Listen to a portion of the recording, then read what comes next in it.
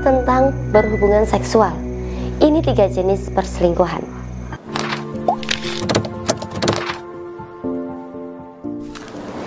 Perselingkuhan identik dengan hadirnya orang ketiga dan melibatkan hubungan secara fisik dengan orang ketiga tersebut. Seseorang akan dikatakan berselingkuh dari pasangannya apabila dia melakukan hubungan seksual dengan orang yang bukan pasangannya. Tapi faktanya, selingkuh itu bukan hanya tentang berhubungan seksual atau tentang berhubungan fisik lainnya saja, ya. Masih banyak orang-orang atau pasangan-pasangan yang belum menyadari jenis-jenis perselingkuhan. Jenis-jenis perselingkuhan yang harus diketahui dan disadari. Yang pertama, selingkuh secara emosional. Jenis perselingkuhan ini berarti ada keterikatan emosional kepada orang yang bukan pasangannya. Selingkuh emosional ini umumnya hanya ada tindakan berkomunikasi secara dalam dan sangat intim. Misalnya seperti curhat masalah pribadi yang sangat intim dengan lawan jenis tanpa diketahui pasangan. Lebih sering menghabiskan waktu untuk mengobrol dengan yang bukan pasangan. Memberikan perhatian lebih pada yang bukan pasangan. Selingkuh jenis ini kadang tidak disadari awal mulanya. Memang terlihat sepele, dan beberapa orang menganggap hal ini adalah hal yang lumrah terjadi. Tapi tanpa disadari, jika selingkuh emosional ini dibiarkan, tentu akan mengarah kepada hal yang lebih intim, yang mengancam keharmonisan rumah tangga. Tidak menutup kemungkinan keharmonisan rumah tangga akan hancur seiring dengan meningkatnya intensitas komunikasi yang terjadi. Kemudian yang kedua, selingkuh secara digital melalui aktivitas media sosial. Di era sosial media seperti sekarang ini, seseorang bisa dengan sangat mudah terlibat hubungan selingkuh digital. Misalnya, menghabiskan waktu menikmati dan menyukai postingan wanita lain, dan juga berkomentar atau mengirim pesan pribadi dengan pesan yang menunjukkan ketertarikan.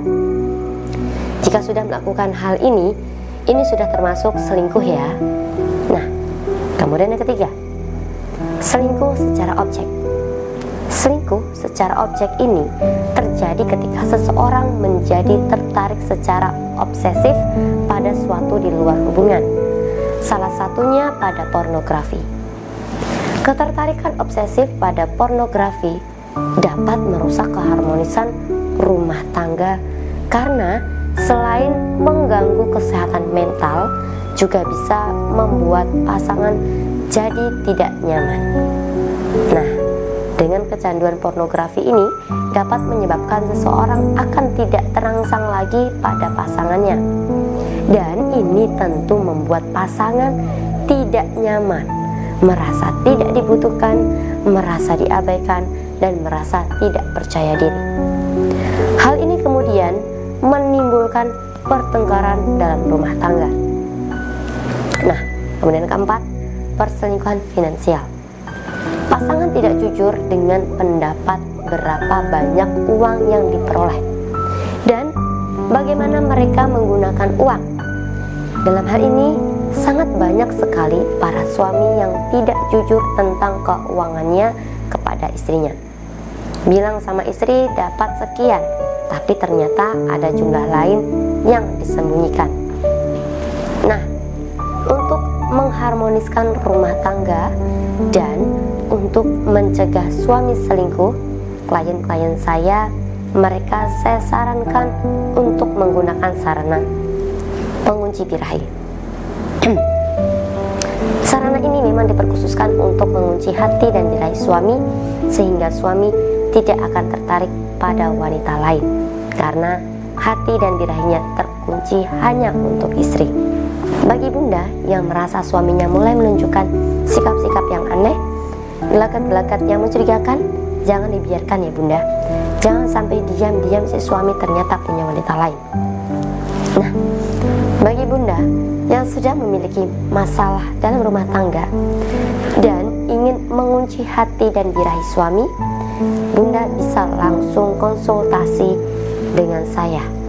Silahkan bisa langsung menghubungi kontak yang ada di video atau di deskripsi.